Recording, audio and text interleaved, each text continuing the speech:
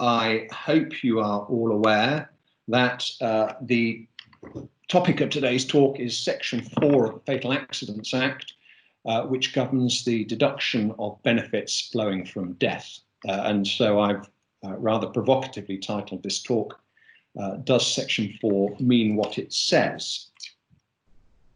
What I'm going to do is we're going to look to begin with at what the statutory provisions are, because dependency claims are claims of statute, and so the governing statute is always our starting point.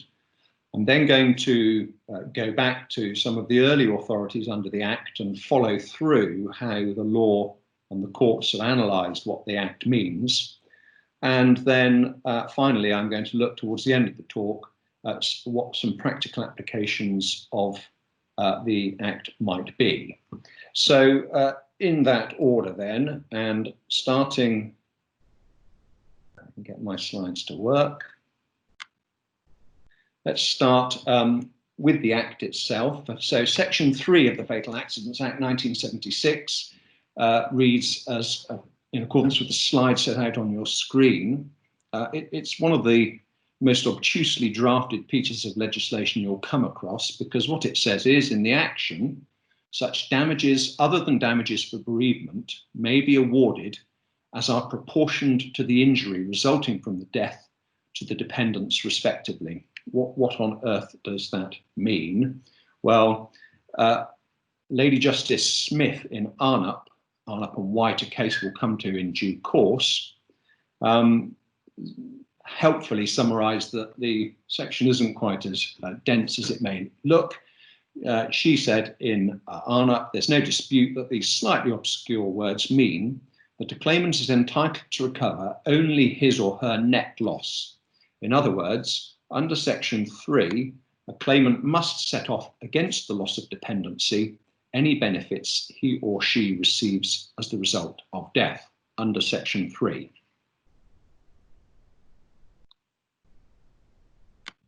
Section 4, that which this talk is mainly about, in assessing damages in respect of a person's death in an action under this Act, benefits which have accrued or may accrue to any person from his estate or otherwise as a result of his death shall be disregarded. So although that's Section 4 of the 1976 Act, it wasn't actually introduced into the Act until 1982 by amendment under the Administration of Justice Act. In fact, 1st of January 1983, Section 4 took effect.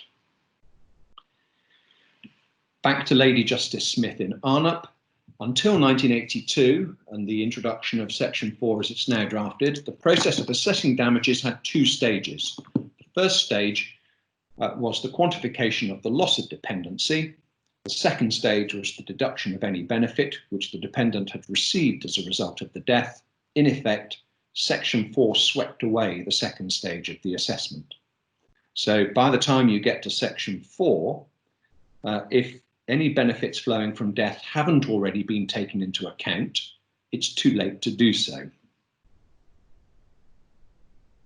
I mention at this stage, you can normally rely on Lord Sumption for a provocative comment, and sure enough, he's made one in relation to the Fatal Accidents Act as drafted. I say provocative, actually, it probably isn't, because what he said in Cox in 2014 was, what is clear is that Sections 3 and 4 mark a departure from the ordinary principles of assessment in English law, which can barely be described as anomalous. They provide for what Lord Diplock in Cookson and Knowles called an artificial and conjectural exercise whose purpose is no longer to put dependents, particularly widows, into the same economic position as they would have been in had their late husband lived. And that is, of course, primarily a reference to the effect of Section 4. We're all used to compensatory damages, or the principle of compensatory damages. You compensate the loss that has been sustained. And when working out what the loss is, the second stage of the exercise is normally to look as to whether there has been any benefit or whether there's anything for which to give credit. Section 4, on the face of it, abolishes the second part of the exercise that we're used to in calculating compensatory loss And it's that Lord Sumption was saying was anomalous, and approving Lord Diplock describing it as an artificial and conjectural exercise. Well, all very well, but it's the law and we've got to get on with it. So let's have a look at the law. What I'm going to do very briefly is look at the history to the rule. We start with the common law rule, which is that benefits flowing from death are deducted, and that goes back to, and indeed further back beyond, Davis and Powell, Duffer and Colliery's 1942 House of Lords case, but it restated what the common law position was and remains. Increasingly, there were categories of exemption from deduction introduced by successive Fatal Accidents Acts and other pieces of legislation. So slowly, the benefits that the widow or the dependents obtained were stepwise made exempt from deduction, to the stage where, when originally introduced in 1976, the benefits flowing from death which were to be disregarded were listed in those terms: insurance money, benefit, pension, or gratuity. And there was quite a bit of case law under the precursors to the 76 Act as to what each of those terms meant. But enough history. By 1982, or the beginning of 1983, the scope of Section 4 had been extended to provide a blanket exemption, on the face of it, to benefits flowing from death. So we're going to confine ourselves in terms of the case law to cases from then. In fact, it's a slight cheat, because the first one I'm going to refer to, Adsett and West, although it's a 1983 case, it was dealing with the law as it existed before the amendment to the Fatal Accidents Act in 1982, and it's not actually a Fatal Accidents Act claim. It's an old lost years claim, because of course also by the 1982 Act was abolished a category of claim which had existed before, of which Adsett and West was one example, whereby the lost years claim, which a claim we're all familiar with, could be brought by the estate, and of course it now can't be, and that was abolished by the 1982 Act. The Adsett and West predated the new Section 4, but there is relevant dicta in the case that will guide us on the application of Sections 3 and 4. In Adsett and West, one of the deceased's sources of income upon which loss was, or of which loss was claimed in the lost years claim, was interest that he earned on a capital sum that his father had left him. And that formed part of the lost years claim. The first instance decision, it's a High Court case, Mr. Justice McCulloch rejected the claim on the basis that the capital which generated the interest was capital which upon his death passed to his estate, and so the interest that could be earned on that capital would also pass for the benefit of his estate, and therefore his estate couldn't say that it had lost the interest on the capital sum that the deceased had enjoyed in life, because it had acquired the source of the capital of the interest, namely the capital sum. That of the modern case law was the first case in which the courts looked at the question of whether or not, where as a result of death, that which generates the income passes into the hands of the estate in Adsett's case, or the dependents, as we'll come on to, whether that precludes a claim for dependency on that income. So that was 1983. We then move to 1985, by when the Section 4 was now in force, and Auty and the National Coal Board. Now, Auty is a case probably familiar to many in relation to the valuation of pension loss claims, and in particular the discount for contingencies that should be applied in pension loss claims. And that's primarily what the case was about. But one of the claimants, there were a number of claimants in a group action against the Coal Board. One of the claimants was Mrs. Popow, P-O-P-O-W, I assume that's how you pronounce her name. She was the widow of a miner, Mr. Popow, who had died in an accident at work, and a claim had been brought against the National Coal Board for damages. Upon his death, she received from the National Coal Board's pension scheme a widow's pension. She then brought a claim for dependency, and in that dependency claim, she claimed dependency on Mr. Popow's income in the years between when he died and when he would have retired, on his National Coal Board pension between when he would have retired and when he would have died, all of that fairly unremarkable. The interesting part, she then said, oh, and what's more, when he would have died naturally, I would have obtained a widow's pension. And I now won't do that because he won't die naturally, and therefore I've lost the widow's pension that I would have got on his natural death. And Section 4 means you must ignore the pension that I in fact received when he died as a result of the tort before he had retired. Cheeky, but unsurprisingly, you might think, unsuccessful. What Lord Justice Oliver said in that case, and this is a passage that's quoted in a lot of the subsequent cases, so I've set it out in full for you. Yes, Section 4 does mean that you're not entitled to deduct benefits flowing from death, but it is still necessary to establish that the dependent has in fact suffered an injury, i.e. lost something as a result of the death. Here what is claimed as the injury is the loss of the very thing, my emphasis, i.e. a widow's pension, that the widow in fact has gained as a result of the fulfilment of the conditions of the scheme earlier rather than later. And whilst Section 4 precludes setting the benefit of the pension against damage suffered under some other head, there is nothing in that section which requires one to assume, in ascertaining whether there has been any injury at all, that that which has happened in fact has not happened. The fallacy of the plaintiff's reasoning is, in my judgment, that it premises a loss which has not occurred and which cannot be substantiated either in fact or in law. So eloquently expressing why you can't claim the loss of something that you have in fact received, even despite Section 4. So the next case, about 5 years later, was Piddock, and I suspect this is a case we're all familiar with. It's the case that's trotted out as an authority for the proposition that you can't deduct a widow's pension against a claim for loss of dependency upon the deceased's pension.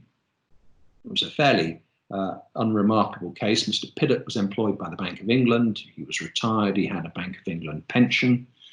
When he was tortiously killed, his wife received a widow's pension under the same scheme, but a different clause of the same Bank of England pension scheme.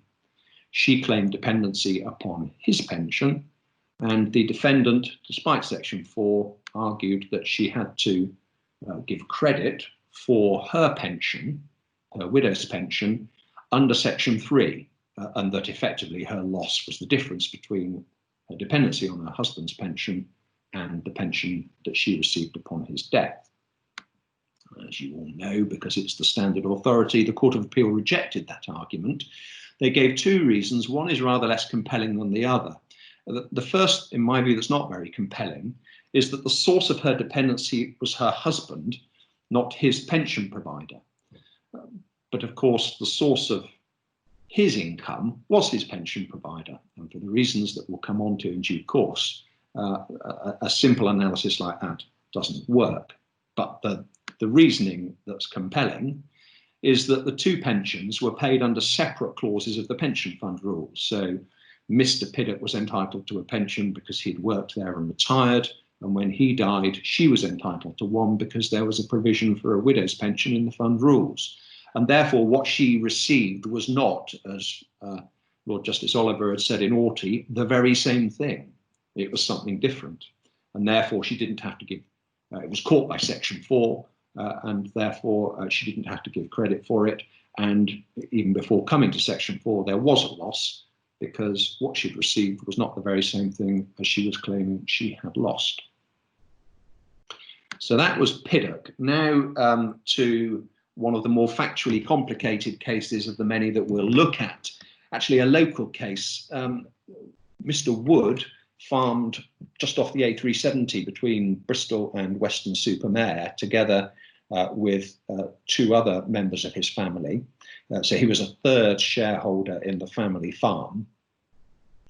He suffered a horrible death. There was a slurry pit that became blocked. An employee of the farm went down into the slurry pit to try and clear the blockage. He got stuck. Mr. Wood went down after him and died of asphyxiation in the slurry pit as a result of so the court found, the negligence of the slurry pit installers, Bentall Simplex. Upon his death, despite the fact that he was a 1/3 partner of the farm business, his family did not receive a 1/3 share in the business because the farm business simply didn't have the liquidity in order to pay off that debt. So what happened was that his widow had a house that was owned by the partnership transferred to her, some grazing land, and a reduced share in the farm profits.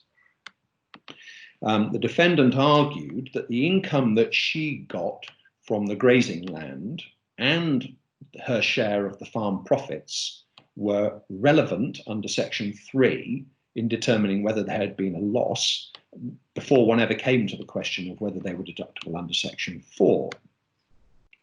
And the Court of Appeal held that that wasn't so on the facts because the source of her dependency was not the very thing that the family had inherited. Her dependency was on her husband's income and the benefits that accrued to him from his status as a partner in the farm business. Because the farm business couldn't afford to compensate her for that or pay her share out, they gave her other assets which generated income, the grazing land and a share of the farm profits. And so therefore the Court of Appeal held that the source of her dependency was different from what she had received. Therefore, there was a loss under Section 3, and so you disregarded the benefits to her, the income on the grazing land and the share in the farm profits, under Section 4. There was a long judgment by Lord Justice Staunton, which, fair to say, divides opinion, but it does lay the ground for quite a few of the cases that come later, so I've set it out at a little length in the few slides that follow. Lord Justice Staunton quoted an earlier case in which it was said to take the extreme case where the whole family income is derived from the husband's investments, the widow who takes his whole estate on his death will have no claim under the Fatal Accidents Act, an echo really of Adsett and West that we've already looked at. And what Lord Justice Staunton went on to say was, the question to my mind is whether that principle was changed in 1982 by the introduction of the new Section 4. To adopt a familiar and homely metaphor, can the dependents inherit the goose and still claim that they have been deprived of eggs? In my judgment, such cases are not concerned with the question whether a benefit accruing to the widow should be deducted under Section 4, but with the loss that she has suffered. In financial terms, she has suffered none. The distinction between loss which has not occurred and a benefit which might be deducted was drawn by Oliver in Auty, the section that we looked at a few moments ago. And what Lord Justice Staunton then did was, dealing with the facts of Wood, suggested an outcome that might have been possible on the had the evidence been otherwise, but because the evidence wasn't otherwise, wasn't open to him in that case, but then was picked up in a number of successive cases to which we'll come. One then turns to the case where the income, so that's the deceased's income, upon which dependency is claimed, is in part derived from labour and in part from capital. So on the facts of Wood, the fact that Mr. Wood owned a 1/3 share in the farm didn't in and of itself get him his income. He had to get up at the crack of dawn and work all day, every day, as a farmer does, in order to realise the income earning potential of the farm. So therefore it was mixed. It was derived part from labour, part from capital. In such a case, Lord Justice Staunton said, my answer is that one must again determine what the dependents have lost. No question of deduction under Section 4 arises, the court has to ascertain how much loss has arisen because the deceased is no longer alive and able to work, and how much of the deceased's income was derived solely from capital, which the dependents have inherited. And effectively said that were the evidence otherwise, he would have been minded to permit a dependency claim on that part of the deceased's income that derived from his labour, but not permit such part as was attributable to capital, but the evidence wasn't there to draw the distinction in that case, so he couldn't. So in Wood, the argument under Section 4, the defendant's argument under Section 4 failed because the benefits that the widow and her family got were different from those that she was dependent upon, and therefore they were caught by Section 4. So the seed that Lord Justice Staunton had sowed in Wood started to germinate in O'Loughlin, which is our next case. It was a mesothelioma case. The deceased was a successful property developer, in fact in Ireland, and he had developed a substantial property portfolio from which he derived a very significant income.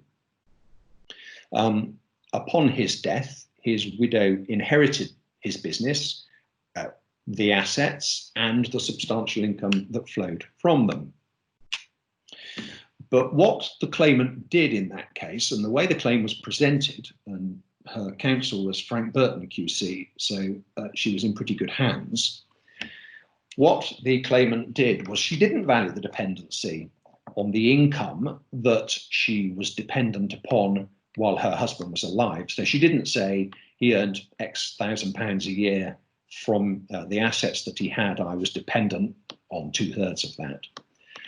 What she said, or the way the claim was presented, and to sidestep the point that was raised in Wood, was she said, well, my loss is the cost of replacing his business skills.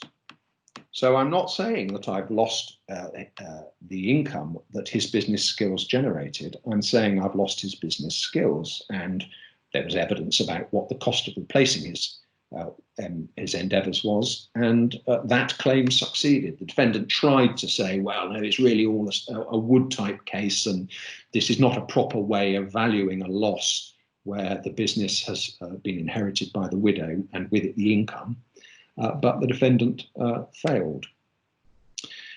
But the important point for our purposes is that the way that the claimant presented her case derived from the fact that her inheritance of the income earning asset meant that she could not claim a loss of dependency on that income. Why?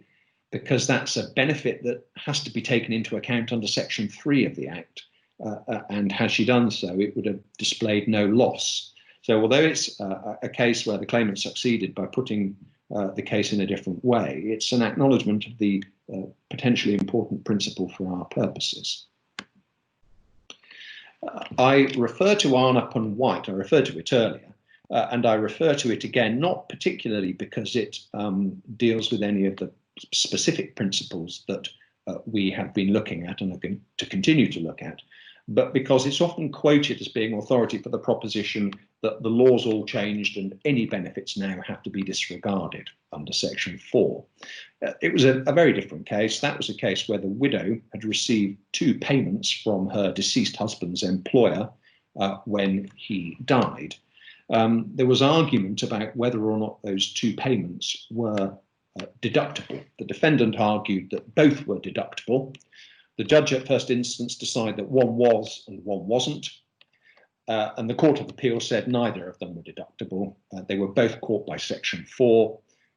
They didn't fall within the very thing exemption under Section 3, and therefore the outcome was fairly straightforward. But what Lady Justice Smith said, and its relevance to the way that case law develops afterwards. First, the question of benefits paid on account of death, either if they are not paid on account of death, so as a result, after the death, the dependent widow in most cases receives financial benefit. If they were not paid on account of death, they're not deductible from her dependency claim because they are irrelevant. They weren't caused by the death, therefore they can't be deducted from the damages that flow from the death. In the alternative, if the benefits are paid on account of death, then they are non-deductible due to Section 4, an argument that Rob Weir, who was for the claimant in that case, put as his heads I win, tails you lose argument, and you can see why. The second thing that Lady Justice Smith said in Arnup was that the assessment of damages is now a one-stage process, because once you've decided under Section 3 whether there's a loss or not, whereas previously you'd moved to the stage 2 to decide what deductions are to be made, there simply is nothing to consider in the second limb for the reasons set out in the bullet point above, because either their benefits are paid other than for death, in which case they're non-deductible, or on account of death, in which case they're non-deductible. So it's now a one-stage process. Reading the case, one might have thought that the principle in Wood, or the principle illustrated in Wood, was in some jeopardy. But if one thought that, one only had to read another decision from the same year, and again with Lady Justice Smith in it, Welsh Ambulance Service and Williams. It was a decision of, in the Cardiff County Court, His Honour Judge Hickinbotham, as he then was, now Lord Justice Hickinbotham. It was a case where, again, a successful entrepreneur, Mr. Williams, was killed. He had a family business, primarily a property business, although there were other, he had other irons in his fire, and he employed his family in that business. And when he died, he left all his assets to the family, and following his death, his children primarily, but other members of his family stepped up to the plate, continued to run the business, and continued to run it successfully. So it continued to flourish. Therefore, as in O'Loughlin, the claimant was going to struggle, or the claimants were going to struggle in saying that they had lost any of the income that he generated. So they put their claim in the same way as had been in O'Loughlin, namely what they'd lost was the benefit of his services, and they claimed the cost of replacing his services. And they succeeded. But along the way, if one had thought that Arnup jeopardised the principle in Wood, Lady Justice Smith, judge in Arnup, restated the principle in Wood, where the widow inherits the assets which have produced the income from which the dependency derived.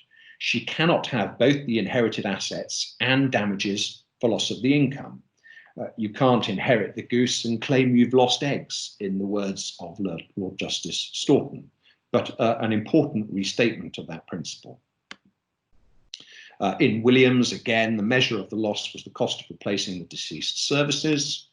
The fact that the family stepped into his shoes and ran the business successfully, and so replacement services were provided by the dependents, is irrelevant to the assessment. And there's a little passage in there which is often quoted in other contexts, where Lady Justice Smith says, effectively, the loss crystallises at the moment of death, and nothing that the dependents can do after the death can affect the value of the dependency claim either up or down. So if they made a right hash of running the business, and they therefore sought to reclaim the losses of the business, well, they wouldn't be able to do that. Similarly, where they've stepped in and run the business successfully, the defendant can't say, oh, well, there's no loss because you've stepped into your father's shoes, because the loss crystallises at death and you disregard post-death events.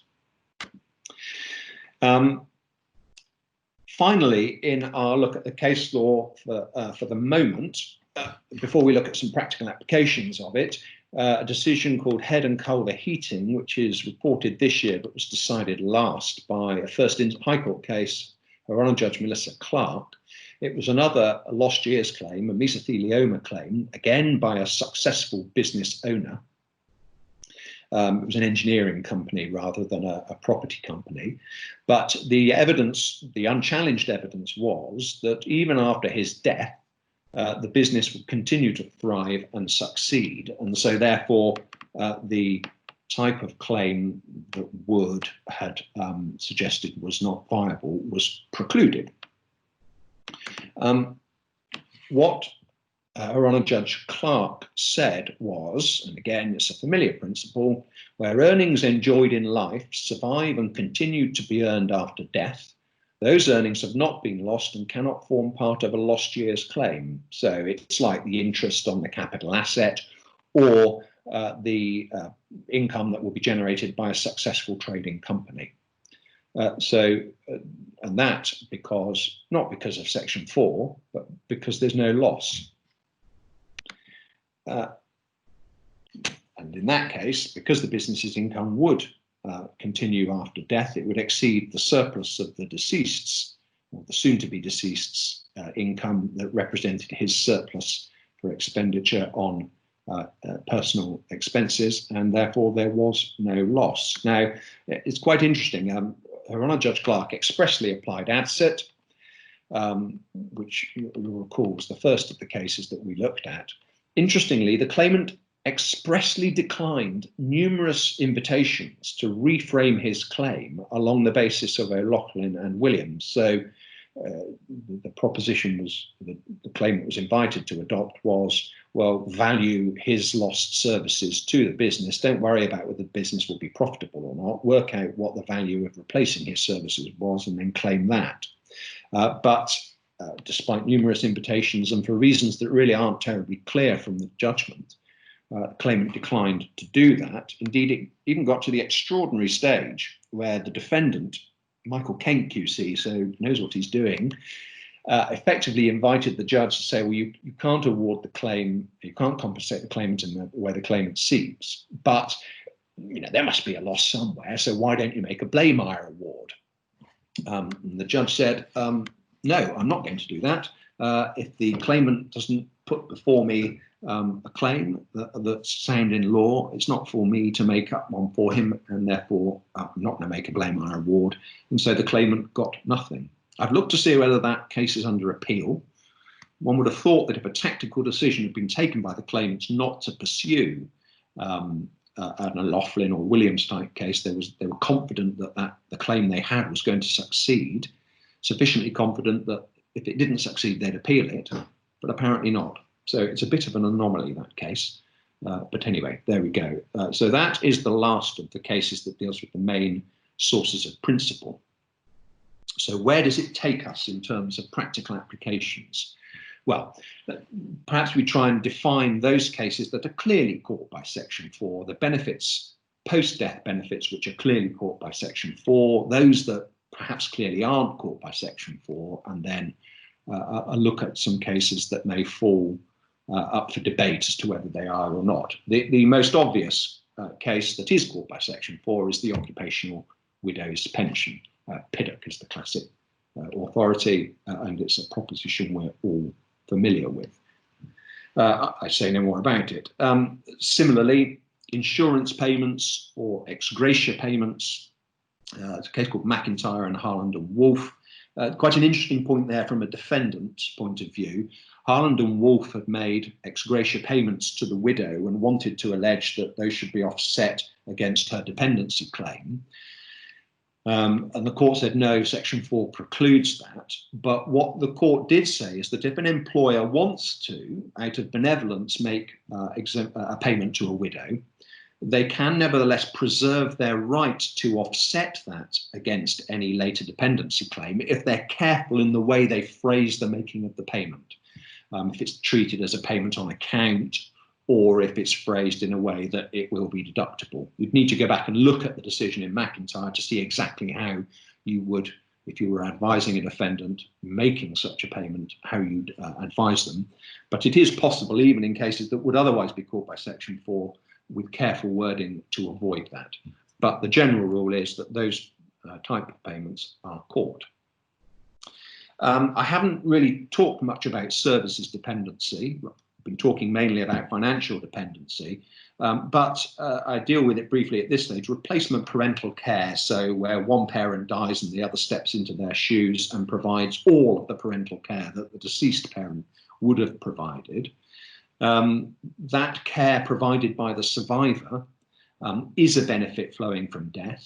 It's caught by Section 4, and it doesn't erode the services dependency claim that is brought normally on the children's behalf arising from the deceased parent's care, provided two things. One, the surviving partner is not the tortfeasor, which was the position in Hayden and Hayden, and so you're back into Hunt and Severs type arguments. And secondly, provided that the damages awarded, which are held on trust for the gratuitous carer, will be paid to the carer. And the authority for that is ATH and MS.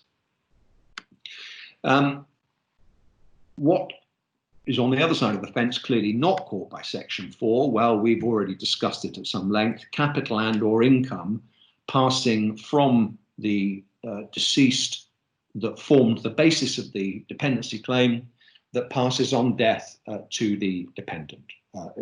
Clearly not caught by Section 4. Even Williams, which was the high watermark of claimants' cases, Lady Justice Smith acknowledges that that exemption is still valid. It's not caught because you don't get to that. You deal with it under Section 3. You conclude there's no loss, so there's nothing left to deal with by Section 4. Okay, so far so clear. What about personal pension funds where there is no annuity, a familiar issue to those of us who are self-employed? So if you're self-employed, you save a proportion of your income into a personal pension fund. You get tax relief on your contributions into that pension fund. It's a pot of money that accumulates during your working life, and then you're entitled to draw on it when you retire. Historically, the way you would draw on it was you'd buy an annuity, and then the annuity would pay you an annual sum for as long as you lived. But of course, almost nobody buys annuities these days because they are such bad value for money. So what people do is when they retire with their pot, they draw down on it. It's simply an income or a capital sum, and they draw so much per annum out of it as their income.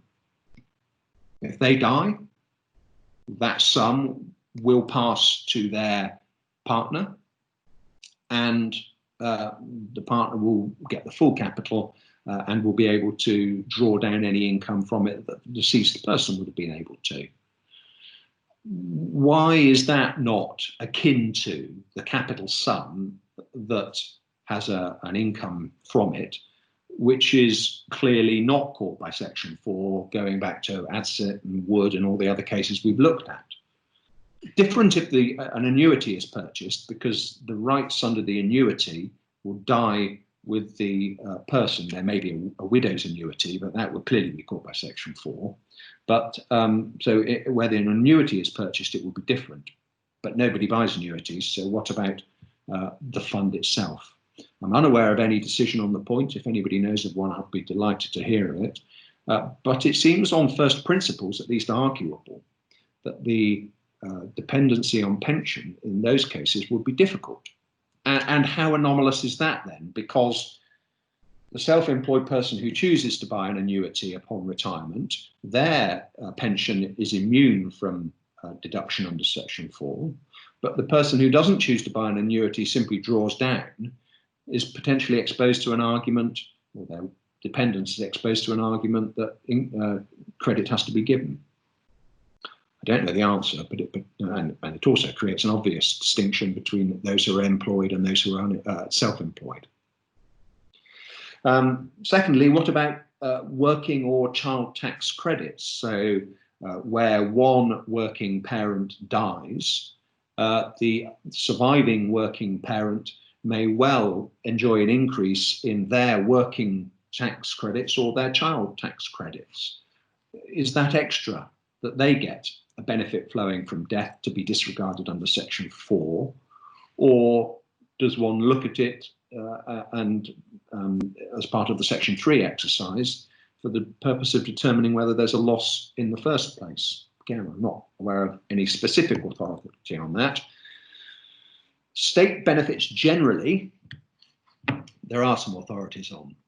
The first of which is Hunter and Butler. So the deceased was unemployed. Again, another Southwest case, a decision of Torquay County Court. The deceased was unemployed. On his death, the state benefits that he and his family had been living on changed partially. So there was a change in the nature of the benefits that were received, but there was no overall shortfall. The Court of Appeal held that there was no loss in those circumstances. Lord Justice Hobhouse said, accordingly, the death of the deceased did not cause her, the widow, any loss. Before and after, she remained dependent on the state for support. In fact, her financial position was not significantly changed one way or the other. Just pausing there, that case is sometimes cited as authority for the proposition that where the deceased's income is state benefits, there can be no dependency claim as a matter of law. Well, that's not right for reasons we'll come on to. But, and plainly is, although parts of Lord Justice Hobhouse's judgment make it look like that, what he was saying, seemingly he wasn't. But what he went on to say was this: she argued that she was entitled to exclude any sum which she received by way of widow's allowance or widowed mother's allowance, and those are both state benefits, from the calculation because of Section 4 of the Fatal Accidents Act. However, she still has to show that in the relevant respect she suffered a loss, an injury, see Section 3, as a result of his death. This she cannot do, since it was not he who was making the benefit payments to her. The only thing which has happened is that the title under which she has been receiving payments from the state has changed. Now, one might have thought that benefits called a widow's allowance and a widowed mother's allowance had a big red flag pinned to them, suggesting that those were benefits flowing from death to be disregarded under Section 4. The source of the income before death had been supplementary benefit, as it used to be called, but not so. The name of the benefit didn't matter. The fact that it was a different benefit and paid for different things didn't matter. One simply looked at the whole pot. Cox and Hockenhull was a case that shortly followed Hunter. In that case, the husband and wife were in a car. The deceased wife was disabled and she was killed during the course of the accident. Her husband was her carer. The wife was disabled before the accident, killed in the accident. The husband was her carer, and part of all of their income before the accident was assorted benefits. She got disability benefits and he got a carer's allowance, and they got some housing benefit. He claimed that he was dependent upon her disability benefits. That was her income, and he claimed a fairly conventional Harrison Empress Motors type claim on her benefits. The Court of Appeal allowed that claim, and they rejected the defendant's argument that Hunter could be explained on the basis that there can never be a loss of dependency on state benefits. And Lord Justice Stuart Smith said, in the ordinary case, of which Hunter and Butler is probably typical, a family which is dependent on a housing benefit and income support before the deceased's death, whether it be husband or wife, will continue to receive such benefits or their equivalents, my emphasis, as in Hunter's case, after death. In these circumstances, there will be no loss, even if the income support is reduced to reflect that one less adult is being supported. If, therefore, Mr. and Mrs. Cox had been dependent only on income support, housing benefit and council tax benefit, and of course they weren't, they were dependent on her disability benefits, before Mrs. Cox's death, and Mr. Cox thereafter had been in receipt of the same benefits or their equivalent, there would be no loss, even though the amount of the after-death benefits was lower to reflect that only Mr. Cox was being supported. So the important point to draw from that is that if, as a result of the death, the nature of the benefits changes so that the benefits that the deceased was receiving and which the dependent was dependent on, if those benefits are no longer paid and different benefits are paid to the dependent, one might have thought that those different benefits would fall into Section 4 because it's not the very same thing, to go back to Lord Justice Oliver in Auty, but not so according to Cox. It's the benefits or their equivalent. The facts of that may be a bit niche, but what's not niche is the application of that principle to state pensions. And I'm referring here primarily to the old state pension, not the new state pension, because we're all familiar with the old state pension, whereby, on the normal facts, the husband gets a category A pension, and his wife, who doesn't have full national insurance rights, gets a smaller category B pension. But by sections 49 and 50 of the Social Security Contributions and Benefits Act 1992, in the event that a husband with a Category A pension and a widow with a Category B pension, in the event of the husband's death, the widow's Category B pension is uprated to the equivalent of a Category A pension. On that basis, can one not, on behalf of the defendant, say, well, that's not a benefit flowing from death under Section 4. It is, after all, the very same thing, to quote Lord Justice Oliver in Auty, and therefore, in those circumstances, the enhanced benefit that the enhanced pension that the widow gets after her husband's death has to be taken into account in deciding what her loss is under Section 3. It's not normally done. I'm myself not totally persuaded it's correct, but I'm unaware of any authority that says it's incorrect. And if you look at the rationale of the decisions in Hunter and then Cox that we just have, it seems to me that it's perfectly arguable. Okay, there we are.